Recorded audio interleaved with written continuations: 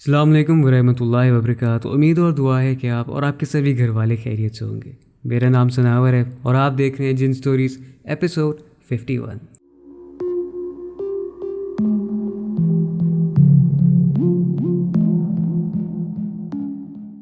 I know कि थोड़ी नहीं, थोड़ी ज़्यादा नहीं, बहुत ज़्यादा नहीं, बल्कि बेतहाशा देर कर दी मैंने आते आते। और उसकी वजह ये है कि अब सारी उम्र में इस सिलसिले को लेकर चल तो नहीं सकता, तो फिर मैं बिज़नेस में घुस गया। और क्योंकि उसकी जो इनकम है वो यूट्यूब से ज़्यादा है, तो ऑब्वियसली मुझे वहाँ पर ज़्यादा तवज्जो देनी पड़ती है। हाँ, अगर इसकी इनकम मेरे बिज़नेस से ज़्यादा हो जाती है तो फिर ऑब्वियसली मैं यहाँ पर ज़्यादा तवज्जो दूंगा। तो फिर आ जाके बात सारी लक्ष्मी की है। खैर, मगर मैं तहे दिल से शुक्रगुजार हूँ आप तमाम का कि इतने मैसेज, इतने कमेंट्स के मतलब मुझे समझ नहीं आ रही थी कि मैं कौन सा मैसेज ओपन करूँ, किस कमेंट का रिप्लाई करूँ। मगर थैंक यू सो मच। ये आप लोगों की चाहत है, मोहब्बत है और आप लोगों का खुलूस है कि आप दुआओं में, प्यार में, मोहब्बत में याद रखें। तो thank you so much. Anyhow, getting back to the topic जो कि है आज का हमारा जिन स्टोरीज एपिसोड 51। आज के हमारे इस एपिसोड 51 में हमारे पास हैं 4 इंतहाई दिल दहला देने वाली कहानियाँ, ऐसी कहानियाँ कि जिनको सुन के आपके रोंगटों के भी रोंगटे खड़े हो जाएं।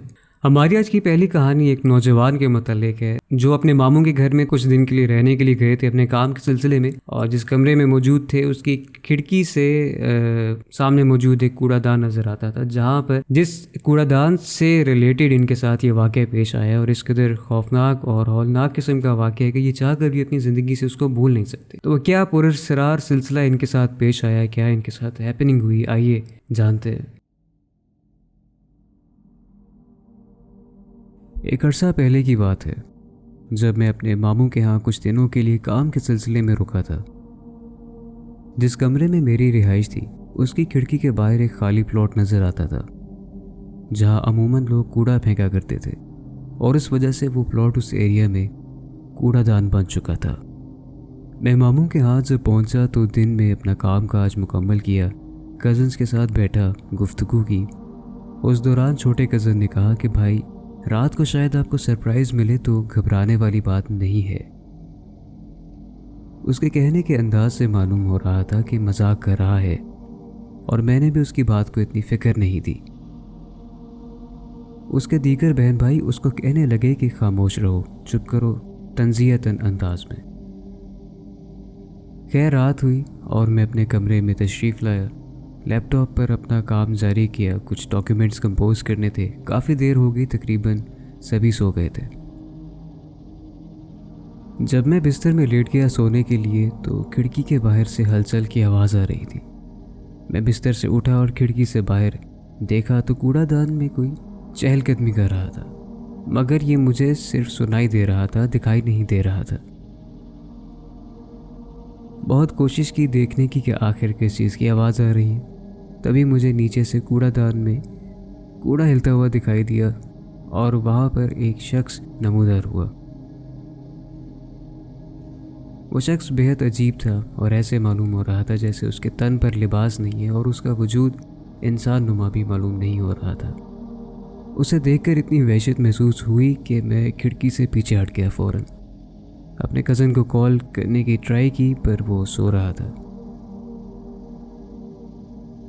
एक बार फिर मैंने झलक देखनी चाही तो दोबारा मुझे वो चीज़ नज़र नहीं आई। बादस मैं कलाम पढ़कर सो गया और मुझे ना तो कोई बेचैनी महसूस हुई और ना कोई परेशानी, बल्कि सुकून की नींद सोया।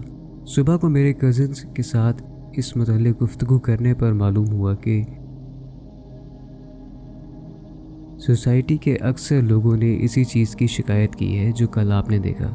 जिन जिन अफराद का घर कूड़ादान के पास मौजूद है, उन्हें अक्सर रात गए ऐसी आवाज़ें आती हैं जैसे कोई उनकी दीवारों में चल रहा है और पूरे घर में फिरता है।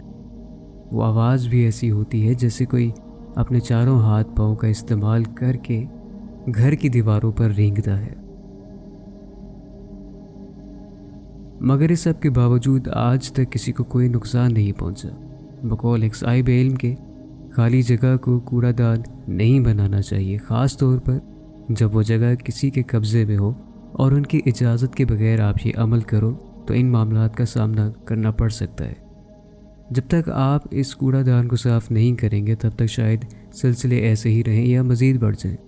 खैर, मेरा काम मुकम्मल होने के बाद मैं वहाँ से वापस आ गया बहुत अरसे बाद दोबारा चक्कर लगा तो उस कूड़ादान पर अब एक घर तामीर हो चुका था और सोसाइटी वालों ने दोबारा फिर वो सब नहीं देखा या सुना जो वहाँ हुआ करता था। न जाने वो क्या चीज़ थी क्या नहीं, पर जो भी था बेहद गैर मामूली था। हमारी आज की अगली जो स्टोरी है वो एक एमबीबीएस फीमेल डॉक्टर के मुतालिक है, जो कि हाउस जॉब करने के लिए अपने शहर से दूसरे शहर में गई थी। और वहाँ पर जिस बिल्डिंग में इनकी रिहाइश थी, वो बिल्डिंग में जो उनके आसपास के पड़ोसी थे, हमसाए कह लें, वो बेहद ही पुरस्कार मालूम हो रहे थे उनको। यानी कि वो जितना उनमें घुलने मिलने की कोशिश कर रही थी, वो उतना उनसे दूर भाग रहे थे। और कुछ था जो ऐसा लग रहा था कि वो सब कुछ ना कुछ एक दूसरे से या फिर ख़ास तौर पर उन फीमेल प्रैक्टिसिंग डॉक्टर से छुपा रहे हैं। एक तजस्सुस उनके साथ बनता गया, मगर इस तजस्सुस के दौरान बहुत ही स्ट्रेंज सी हैपनिंग उन्होंने एक्सपीरियंस भी की। जैसे कि रात को अजीबोगरीब आवाज़ों का आना, जैसे सारे मिलकर एक कमरे में कुछ ना कुछ सिलसिला जारी किए हैं। अब वो क्या किए हैं, कैसे सारा सिलसिला हुआ, क्या असली कहानी है, क्या पूरी कहानी है, क्या सूरत हाल है, आइए जानते हैं।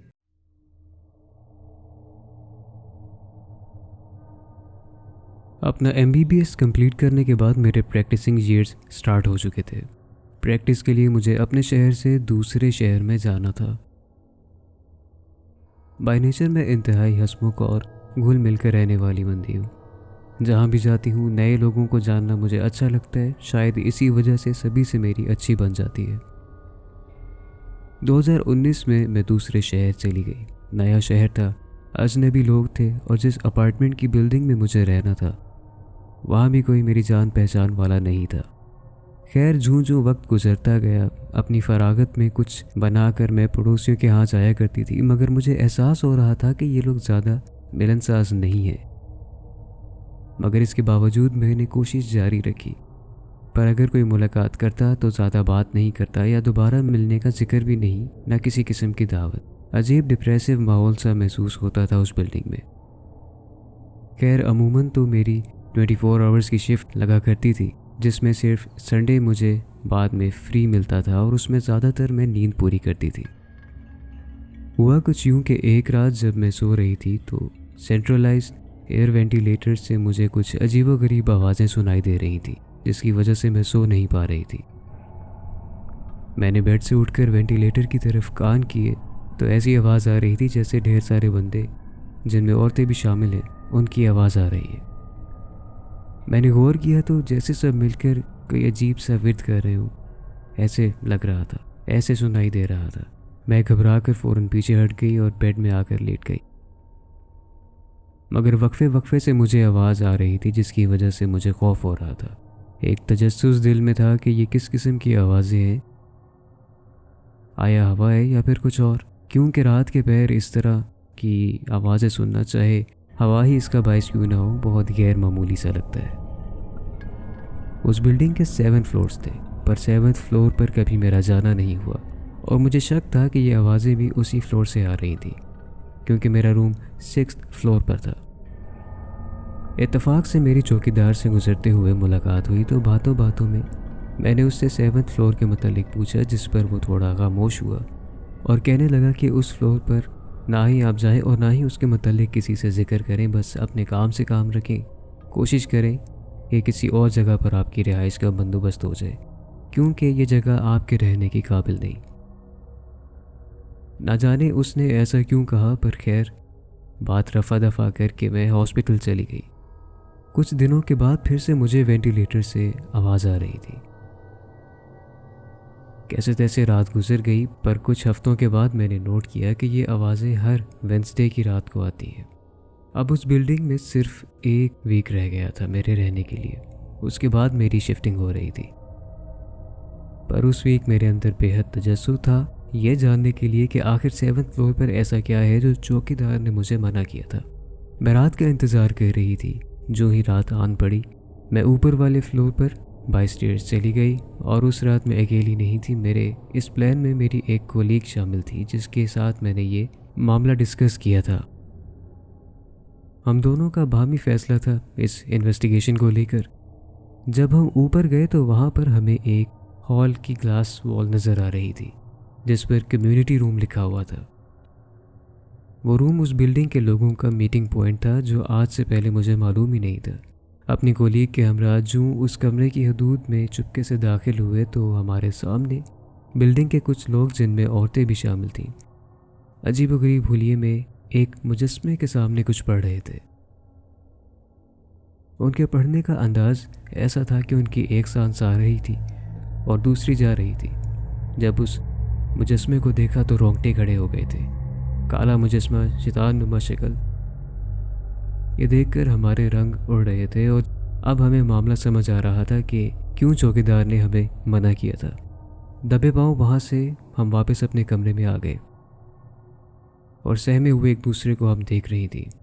मेरी कोलीग मुझसे कुछ कहने लगी थी कि ऊपर से दौड़ने और गिरने मारने की धमक आ रही थी और साथ ही औरतों की आवाज़ ऐसे आ रही थी जैसे उन पर तशद्दुद हो रहा हो।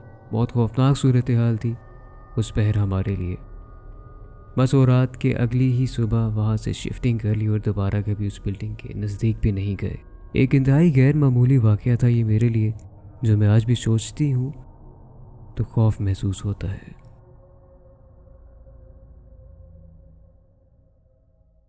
हमारी आज की तीसरी कहानी बेहद इंटरेस्टिंग है। ये एक बिल्डिंग के मुतालिक है जिसके 3 फ्लोर्स थे। सबसे निचला फ्लोर कभी रेंट आउट होता था, कभी नहीं होता था। उसमें कुछ ना कुछ इस तरह के सिलसिले थे कि वो पूरी तरह से रेंट आउट नहीं हो पाता था और जो वहाँ पर रहते थे ज़्यादा देर तक टिक नहीं पाते थे। इसी तरह से जिन जनाब ने ये कहानी बताई है बताते हैं कि वो सबसे ऊपर वाले फ्लोर पे रहते हैं, दरमियान वाला फ्लोर है उसके नीचे वाला फ्लोर है जिसके मुतालिक ये वाक़या। वो बताते हैं कि एक मरतबा एक ऐसे किराएदार उनके वहाँ पर शिफ्ट हुए कि जिनसे इनकी मुलाकात कुदरती हो ही नहीं पा रही थी। उनकी क्या बल्कि दरमियान वाले फ्लोर में से किसी की भी उस शख्स से मुलाकात नहीं हो पा रही थी जो कि नए किराएदार थे। काफ़ी दिन गुजर गए इसी सिलसिले में कि आज मिलते हैं। जॉब की वजह से उन्हें वक्त कुछ इस तरह से मुनासिब ही नहीं लग रहा था कि रात देर जाके मिले। एक दिन क्या होगा, जब वो अपनी जॉब से वापस आए तो उनके निचले फ्लोर पर एक जुमघटा इकट्ठा हो गया था और इस कदर रश के वो बताते हैं कि वो कह रहे थे कि बस अल्लाह खैर ही करे। मगर जो उसके बाद उन्हें सुनने को मिला और उस शख्स के मुतालिक जो नया किराएदार था, oh that is very spooky and very scary. वो क्या हुआ क्या नहीं, आइए जानते हैं।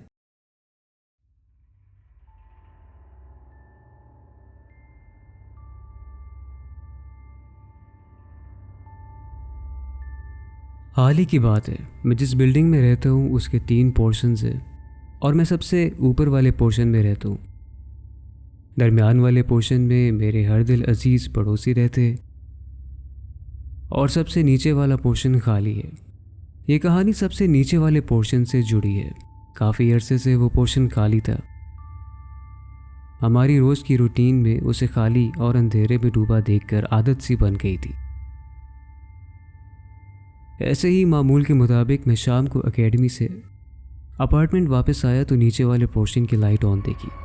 मालूम हुआ कि आखिरकार वो पोर्शन भी रेंट आउट हो चुका है। उसी रात मेरी मुलाकात अंसर भाई से हुई जो दरमियान वाले पोर्शन में रहते हैं। अंसर बिल्कुल बड़े भाई की तरह हैं और अमूमन उनसे गपशप का सिलसिला लगा रहता है। उन्होंने बताया कि एक लड़का है, करीब 28 साल उम्र है और नाम काशिफ है, जिसने नीचे वाला पोर्शन रेंट पर लिया है। आज ही सुबह शिफ्ट हुए हैं। खैर, गुफ्तगू करने के बाद मैं अपने अपार्टमेंट में वापस आ गया। मामूल के मुताबिक दिन गुजरते गए। मेरी कोशिश थी कि वक्त निकले और मैं नीचे आए नए किराएदार से मुलाकात कर सकूं, मगर ना जाने क्यों मौका भी नहीं मिल पा रहा था और वक्त भी कुछ यूं गुजर रहा था कि काम से फरागत नहीं मिल पा रही थी। इसी तरह मैं एक रात एकेडमी से लेट हो गया था और घर वापस आया तो टाइम रात के 1 बजे का हो रहा था। बाइक को गैराज में खड़ा करते हुए मैं गेट को आराम से कुंडी लगा रहा था कि दरवाजे शोर मत करें। नीचे वाले पोर्शन की तमाम लाइट्स उस रात ऑफ थी। मैंने तसल्ली से दरवाज़ा बंद किया, कुंडी चढ़ाई और सीढ़ियों की तरफ मुंह किए अभी जा ही रहा था कि नीचे वाले पोर्शन से कुछ गिरने पटकने की आवाज़ आई। नीचे वाले पोर्शन के अंदर से एक धमक सी महसूस हुई थी कि फर्श पर जैसे कोई गिरा हो। थोड़ा परेशान भी हुआ, मगर हल्की सी वहशत भी हो रही थी क्योंकि गैराज की लाइट्स तो ऑफ थी मगर नीचे वाले पोर्शन की भी लाइट्स ऑफ थी। बहरहाल मैं थका हुआ था, सो बात को नज़रअंदाज करते हुए सुबह खैर खैरियत मालूम कर लूँगा इस नीयत से मैं ऊपर जाकर अपने कमरे में लेट गया। उस रात न जाने क्यों मुझे इस कदर बेचैनी रही कि मैं ठीक से सो भी नहीं पाया। एक अजीब सी कैफियत मुझ पर तारी थी। अगले दिन फिर उसी रूटीन के मुताबिक मैंने अपना दिन गुजार दिया और रात को लेट वापस आया। अब की बार गैराज में बाइक खड़ी करने के बाद मुझे नीचे वाले पोर्शन से इस कदर वहशत ज़दा आवाज़ें आ रही थी कि मेरे रोंगटे खड़े हो गए थे। वो आवाज़ थी भी ऐसी कि लफ्ज़ों में बयान नहीं हो सकी, मगर इतना मालूम हो रहा था कि किसी मर्द के मुंह से वो आवाज़ निकल रही थी। मैं तेज़ी से सीढ़ियों से अपने कमरे की तरफ जा रहा था कि उसी दौरान एक और खौफनाक आवाज़ मेरे कानों से गुजरी और उसके खौफ से मेरे पाँव भी सीढ़ी पर स्लिप हो गए। मैंने ना आओ देखा ना ताओ देखा, बस लपकता हुआ अपने कमरे में आकर बैठ गया और सोच में मुब्तला हो गया कि नीचे ना जाने क्या हो रहा था। उस रात को मैंने 1 मिनट के लिए भी अपनी आंख बंद नहीं की, बल्कि सुबह का इंतज़ार करता रहा कि फजर की अजान होते ही मस्जिद में नमाज़ पढ़ूंगा और वहीं से नाश्ता करने के लिए ढाबे पर जाकर ऑफिस जाने तक रुकूंगा। उस दिन काम पर भी मैं सारा दिन परेशान रहा और पूरी तवज्जो नहीं दे सका और अजीब सा दिन गुजार कर मैं ऑफिस से डायरेक्ट घर वापस आया, क्योंकि देर से आने में मैं कतरा रहा था। जब मैं घर आया तो गैराज में मालिक मकान और दीगर लोग मौजूद थे और नीचे वाले भी वहाँ मौजूद थे। मैंने उनसे सलाम दुआ की और मालूम हुआ कि नीचे वाले पोर्शन में जो लड़का रहता था वो काले जादू में मुलव्विस था, जिसकी वजह से वो ज़हनी मर्ज का शिकार हो गया है। उसके पोर्शन में कटी हुई मुर्गियाँ, माल और ना जाने क्या कुछ गलाजत मौसूल हुई है और ये भी मालूम नहीं कि उसने ये अमल कब से शुरू किया। एक बार फिर नीचे वाला पोर्शन खाली हो चुका है और अभी तक कोई वहाँ रहने के लिए नहीं आया, पर उस पोर्शन में अजीब सी घबराहट और वहशत महसूस होती है। ऐसा लगता है कि जैसे वो लड़का तो छोड़कर चला गया है, पर ना जाने किसको या किन को उस पोर्शन में दावत दे गया है, जो इंसानी आंख से दिखाई नहीं देते पर महसूस होते हैं।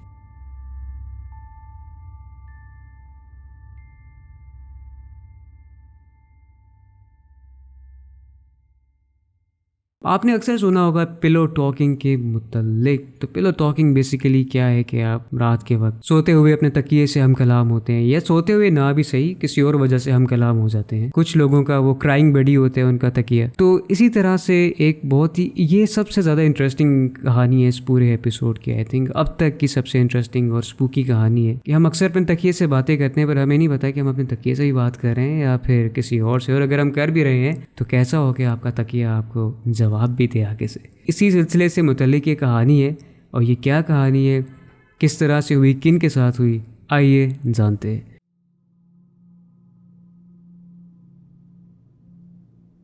ये मेरी ज़िंदगी का वो हिस्सा था जब न सिर्फ मैं जिस्मानी बल्कि बहुत सी ज़हनी थकान का शिकार था। नौकरी की तलाश में दिन ब दिन मेरी रूटीन ख़राब हो रही थी। ना ठीक से सोया जाता था, ना भूख लगती थी। एक रात ऐसे ही ना सोने की वजह से अजीब सी उलझन महसूस हो रही थी। मैं नहीं जानता मैं कब नींद की आगोश में आ गया। रात के करीब 2 बज रहे थे जब मुझे शक हुआ कि जैसे मैं बात कर रहा हूँ और मुझे बाकायदा जवाब भी मिल रहा है, मगर कमरे में मेरे अलावा तो और कोई भी नहीं था। खैर, रात ऐसे ही गुजरी। कुछ दिन गुजारने के बाद ऐसा फिर हुआ। मैं ये चीज़ सोचकर इग्नोर करता था कि शायद ये ख्वाब है, मगर ये रोज़ का मामूल बन गया और मेरा शक यकीन में बदल गया कि ये ख्वाब नहीं बल्कि हकीकत में मुझे आवाज़ें आती हैं। मुझे ये मेंटल हेल्थ इशू लगने लगा कि शायद रोज़ की थकान और स्ट्रेस की वजह से ऐसे हो रहा है। मैं इस सिलसिले में माहिर नफ्सियात से मिला, मगर 2-3 सेशंस के बाद ये नतीजा निकला कि मुझे ना तो एंजाइटी है ना ही कोई स्ट्रेस। तो फिर ये आवाज़ें कहाँ से आ रही हैं? मैं इस चीज़ से परेशान होकर सोने से भी आजिज़ आ गया था। ना सोने की वजह से तबीयत में और चिड़चिड़ापन आने लगा। मैंने अब सब भूल कर अपनी सेहत के बारे में सोचा और प्रॉपर डाइट और नींद की रूटीन पूरी करने लगा। एक रात जब गहरी नींद में था तो मैंने देखा कि मैं ख्वाब में बातें कर रहा हूँ और प्रॉपर जैसी किसी के साथ बातचीत चलती है ठीक उसी तरह। सबसे हैरान कुन बात यह थी कि जवाब मुझे कहीं और से नहीं बल्कि मेरे तकिए से मिल रहे थे। ये देखना था कि मैं घबरा के उठ गया। मुझे याद नहीं कि बात किस बारे में थी, मगर वो मंजर मेरे जहन से जाता ही नहीं। अब समझ आने लगा कि पहले भी कुछ था जो महसूस होता था। मैंने अपने दादा से ये किस्सा शेयर किया। उन्होंने मुझे अपने कमरे में पढ़ाई करने की नसीहत। जैसे ही मैंने अपने कमरे में इबादत का सिलसिला शुरू किया तो मुझे वो ख्वाब और वो आवाज़ें आना दोनों बंद हो गई। बेशक इबादत में बहुत ताकत है, मगर आज भी मेरा सवाल है कि क्या वाकई तकिए से बातें करने में आपको जवाब भी मौसूल होता है या नहीं।